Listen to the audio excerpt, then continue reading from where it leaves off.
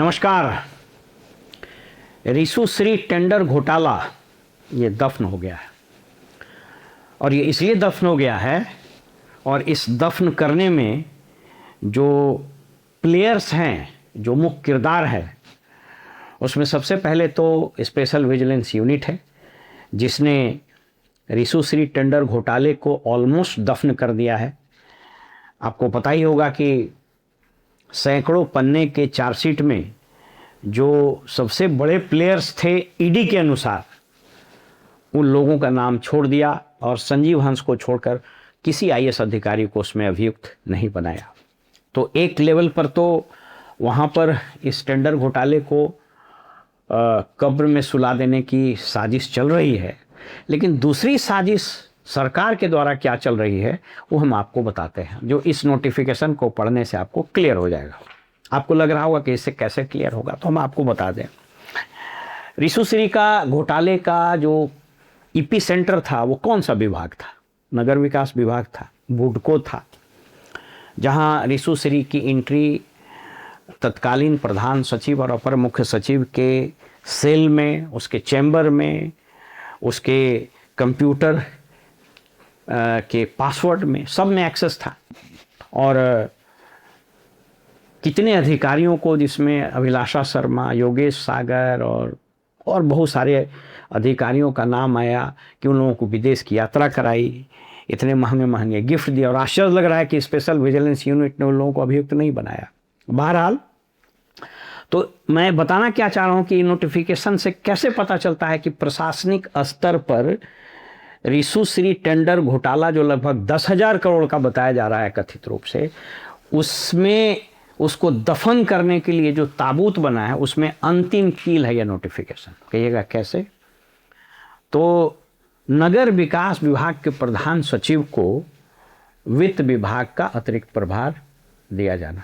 आप याद कीजिए कि इसके पहले आनंद किशोर 2 बार रहे नगर विकास विभाग में सचिव, प्रधान सचिव, अपर मुख्य सचिव, उनको वित्त विभाग का प्रभार दिया गया। लूट का मोडस ऑपरेंडाई क्या है हम आपको बता देते हैं। मैंने कई बार बताया, फिर से आपको दोहरा देते हैं कि कैसे बिहार में लूट होता है।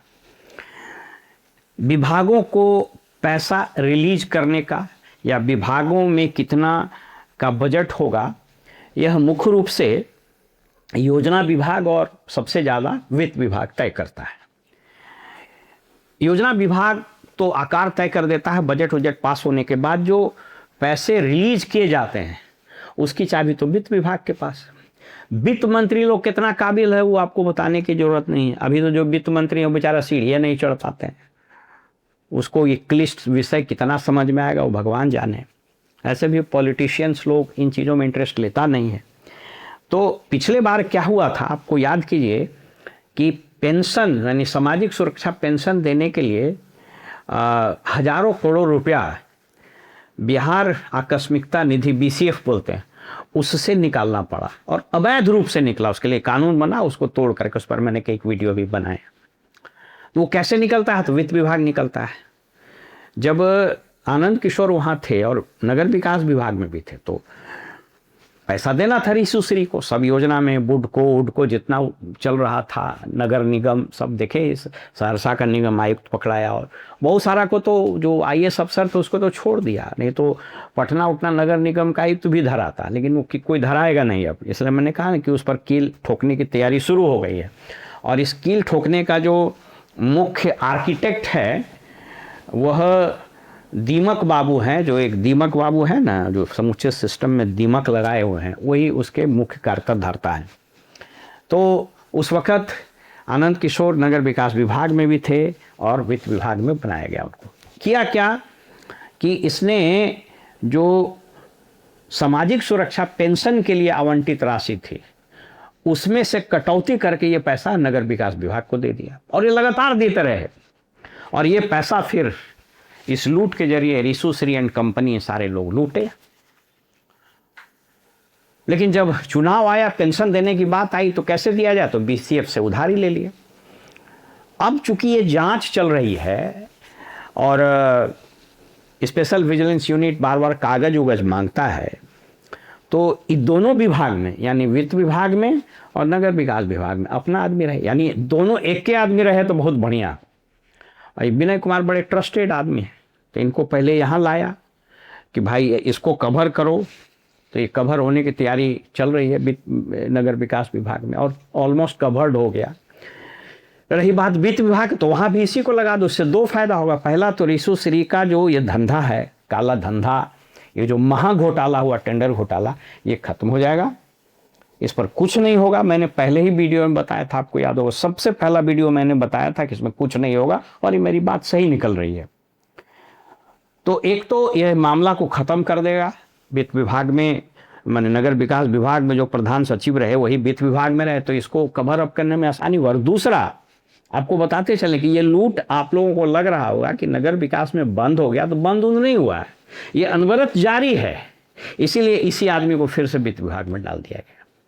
यानी पात्र बदला है, कैरेक्टर बदल गया है, माने जो कलाकार लोग हैं वो बदला है, लेकिन डायरेक्टर वही है। वो डायरेक्टर जेल में है, उससे कोई फर्क नहीं पड़ता है। और ये समूचा महकमा, ये सब लोग, ये जो जितनी कवायद आप देख रहे हैं कि एक ही अधिकारी को 2-3 प्रभार देना, यह कवायद सिर्फ इसलिए है कि जो कोर्ट में केस चल रहा है, जो एफआईआर हुआ रिशु श्री पर, तो उसको बचाया जाए। और ये ऑलमोस्ट बच चुका है। और यह जो नोटिफिकेशन है, यह इस बात की गवाही दे रहा है कि नगर विकास विभाग के प्रधान सचिव को जो वित्त विभाग में लाया गया है, उसका प्रमुख दो ही काम है। एक तो पैसा वित्त विभाग से देते रहिए नगर विकास विभाग में, और दूसरा ये जो रिशु श्री और उसके तहत जितने दर्जन भर आईएएस और उसके मैंने आपको बता रहे हैं, इन आईएएस लोगों को क्यों नहीं फंसाया गया, क्यों नहीं अभियुक्त बनाया गया? इसलिए कि इन लोगों का नाम आता तो 1 दर्जन से ज़्यादा मंत्री जेल में जाता, और ये आंच जाती नीतीश कुमार तक। तो सब लोग बका गया कि बाप रे बाप, ये तो ऐसा जगह आप कि मार रहे हैं हथौड़ी में, पूरा घर ही गिर जाएगा, इसलिए ख़त्म करो। तो बस उसी के तरफ ये बहुत तेज़ी से बढ़ रहा है। और आप देख लीजिएगा, वन फाइन मॉर्निंग किसी दिन अखबार में एक छोटा सा निकलेगा न्यूज कि टेंडर घोटाले में न्यायालय में पर्याप्त साक्ष्य नहीं मिलने के कारण सबको बाइज्जत बरी कर दिया गया है। उस न्यूज़ का आप भी इंतज़ार कीजिए, हम भी इंतज़ार करेंगे, क्योंकि अब तो भाई माननीय उच्च न्यायालय ने कह दिया है कि इस पर नहीं बोलना है।